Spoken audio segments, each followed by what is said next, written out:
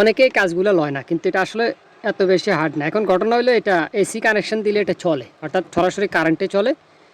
আর current চলে গেলে এটা চলে না। হ্যাঁ, এখন আমি সুইচ অন করবো। প্রথমে আমরা চেক করতে হবে ব্যাটারির লাইন। এই যে এই পাশে ব্যাটারির লাইন ঠিক আছে কিনা এটা চেক করতে হবে। অনেক সময় ব্যাটারির লাইনে সমস্যা হয়, আবার অনেক সময় ব্যাটারি ড্যাম হয়। তাই ব্যাটারির এই নিউট্রাল থেকে এখানে ডাইরেক্ট টুইজার দিয়ে চেক করবে। এই পাশ ওকে আছে। এই যে এই পাশটা দেখেন, এই পাশটা কিন্তু মরিচে ধরে রয়েছে, দেখছেন? এই যে দেখেন, এই যে দেখছেন, আপনি বোর্ডটা প্রথমে এভাবে ধরবেন। এই যে বোর্ড এভাবে ধরলে কিন্তু এই জায়গাটা ফাঁকা দেখা যায়, তার মানে কি এই জায়গাটায় লাইন ছুটে রইতে। আমরা এবার এখান থেকে এখানে ধরি, চেক দিই, দেখছেন অলরেডি চলতেছে। এই যে, তাহলে জিনিসটা সহজ না? এখন আপনি দেখা যায় না দেখেই বললেন আমি এই কাজ পারি না, এই সেই কইতে বিদায় দিয়ে দিলেন, এটা ঠিক না।